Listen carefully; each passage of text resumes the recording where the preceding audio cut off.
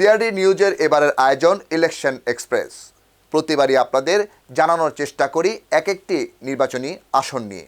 আমাদের আজকের আসন ঢাকা 17। রাজধানীর সবচেয়ে ভিআইপি এই আসনটির মনোনয়ন দৌড়ে কারা এগিয়ে রয়েছেন আর এখানকার ভোটাররাই বা কেমন প্রার্থী খুঁজছেন তাই এখন জানাবো আপনাদের।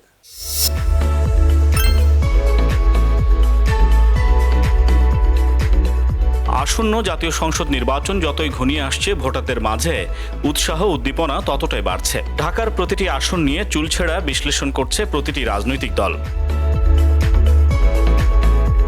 আজকের আসন ঢাকা 17। সংসদীয় এই আসনটি মূলত গুলশান, বনানী, নিকেতন, মহাখালী, বারিধারা, শাহজাদপুর এবং ঢাকা সেনানিবাসের একাংশ এলাকা নিয়ে। এই আসনে যেমন রয়েছে সবচেয়ে বেশি উচ্চবিত্ত পরিবারের ভোটার, তেমনি রয়েছে বস্তিবাসীও। তবে এই আসনটির জয় পরাজয় নির্ধারণ হয় মূলত কড়াইল ও ভাসানটেক বস্তির ভোটারদের উপর। আসন্ন নির্বাচনে এই আসনে কে হচ্ছেন বিএনপি বা অন্য দলগুলোর প্রার্থী তাই জানাবো আপনাদের।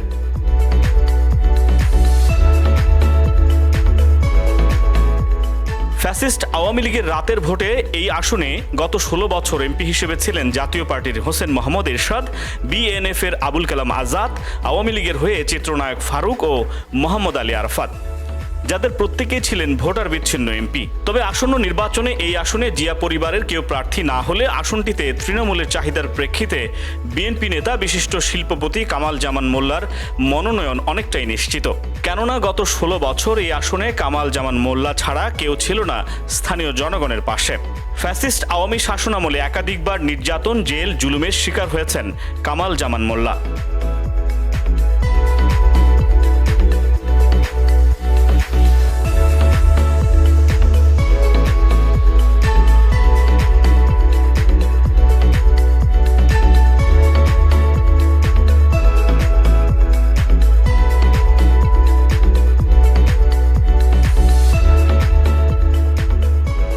প্রার্থী হিসেবে মেজর কামরুলের কথা শোনা গেলেও বয়সের ভারের কারণে তার বিষয়টি ভাবনা থেকে দূরে রেখেছে বিএনপির হাইকমান্ড।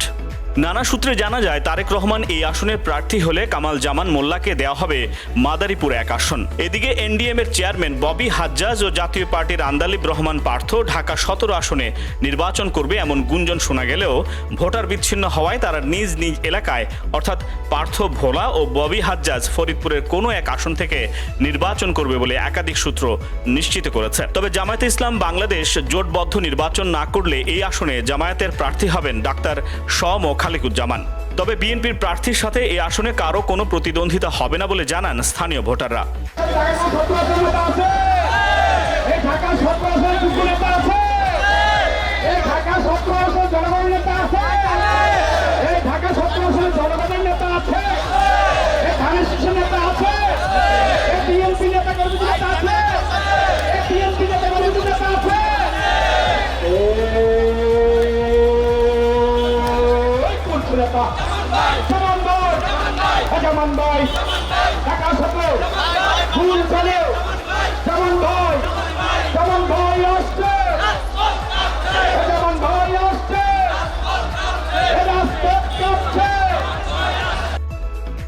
CRD news, Dhaka.